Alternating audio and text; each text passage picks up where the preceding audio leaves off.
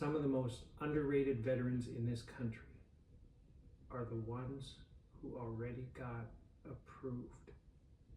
And that sounds backwards, because once you finally get that decision letter, once you finally see service connection, you see a rating, you want to believe the fight is over.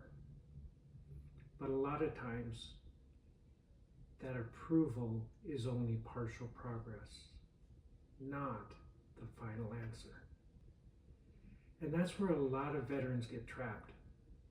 They get approved, but still underrated, still underevaluated, still underpaid, still misunderstood by the system.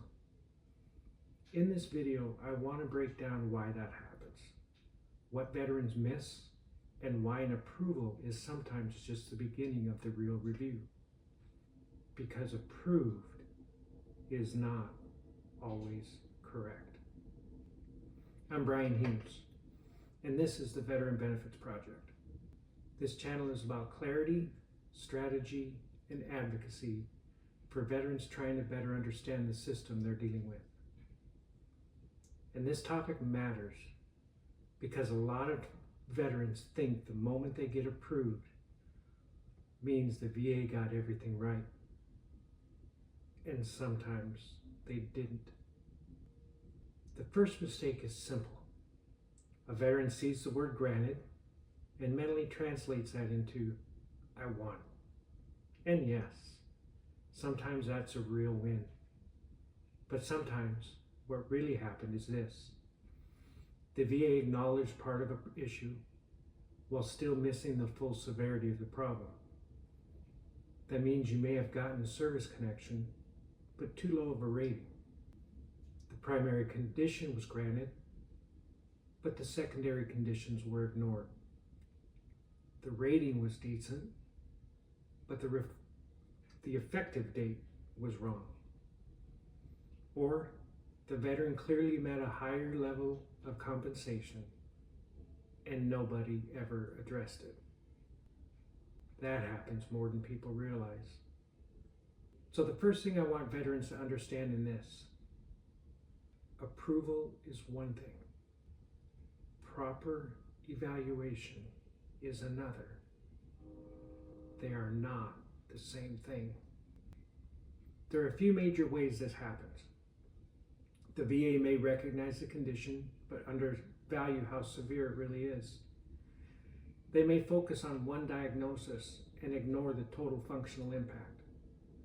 They may fail to consider how multiple issues work together. Or the system may stop at the obvious level of compensation and never deal with whether the veteran qualifies for something higher. That's where a lot of veterans lose ground, because the paperwork may look like progress, while the real life impact is still not being fully recognized. A veteran can be struggling every single day and still receive a decision that only captures part of the truth. When I say a veteran is underrated, I'm not just talking about a number on a piece of paper. I'm talking about a mismatch between the rating and the actual reality of that veteran's life. Can they function normally? Can they work consistently? Can they manage basic daily responsibilities? Do they need help, supervision, structure, reminders, protection, or support? Do their conditions create limitations that are bigger than what the decision reflects? That's what veterans need to start looking at. Not just, did I get approved? But does this decision actually reflect what my life looks like? Because if the answer is no, then the case may not be finished. This matters for more than pride. It matters because an underrated decision affects everything downstream. Your compensation, your eligibility for higher benefits, whether secondary issues are taken seriously, whether your record tells the full story. And over time, these missed pieces stack up.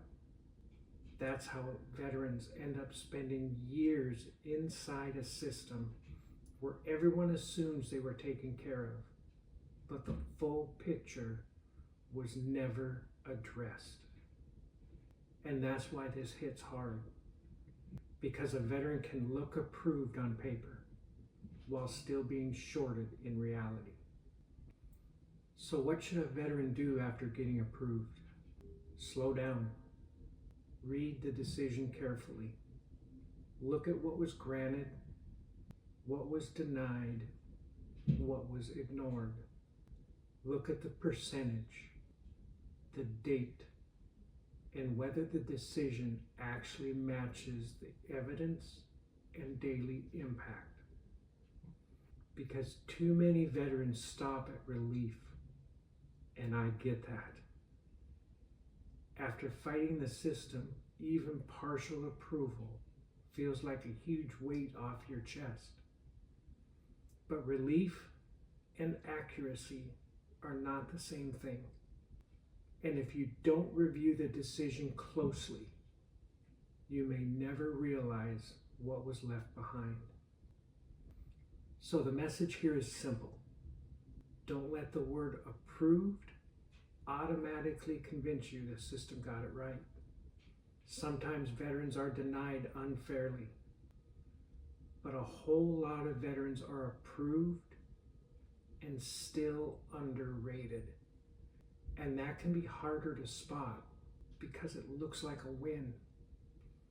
That's why veterans need to learn how to review decisions with more depth, not just emotionally, but strategically. Because sometimes the next level of the fight isn't proving something exists.